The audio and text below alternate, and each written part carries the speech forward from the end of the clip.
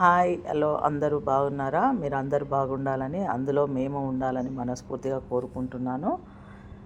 ఈరోజు నేను మునగాకు పప్పు చేసేది చూపిస్తున్నా చూడండి. మునగాకు ఎప్పుడైనా మనము అప్పుడు తెంపి అప్పుడు వండుకుంటే ఇంకా బాగుంటుందండి. ఒక రోజుదైనా పర్లేదు, నిన్న తెంపి ఈ రోజైనా వండుకోవచ్చు. కానీ 2-3 రోజులు అలా ఫ్రిడ్జ్లో పెట్టి మాత్రం వండుకోవద్దండి. అలా ఉండటం వల్ల ఏంటంటే మనకు విటమిన్స్ కూడా ఉండవు అందులో.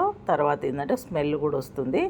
మనకి ఏ స్మెల్ లేకుండా ఉండాలి అంటే మాత్రం ఫ్రెష్గా వండుకోవాలి మునగాకు. ఎప్పుడైనా మునగాకులో చాలా రకాల విటమిన్స్ ఉంటాయి కాబట్టి మనకు హెల్త్కి చాలా మంచిది.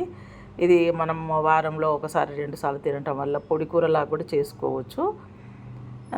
తర్వాత ఇలా పప్పులో కూడా వేసుకోవచ్చు. నేనైతే మామిడికాయ పప్పు వేసానండి. మామిడికాయ ముక్కలు కూడా పెద్ద పెద్దగా కోసాను.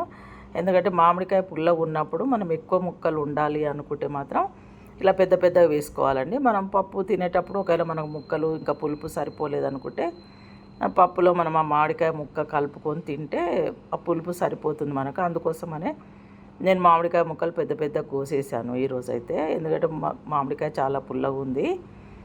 ఎక్కువ ముక్కలు ఉండాలనుకుంటే మాత్రం అలా వేస్తాను నేను ఎక్కువ మటుకు. అయితే పప్పు నేను ఎక్కువ మటుకు అయితే బయటనే వండుతాను. ఈరోజు మాత్రం కొంచెం అర్జెంట్ ఉండి కుక్కర్లో పెట్టాను. 2 విజిల్స్ పెట్టానండి. ఒక్కొక్క కుక్కర్ ఒక్కొక్క రకంగా ఉంటుంది కదా. మా కుక్కర్లో అయితే నేను 2 విజిల్స్ పెట్టాను.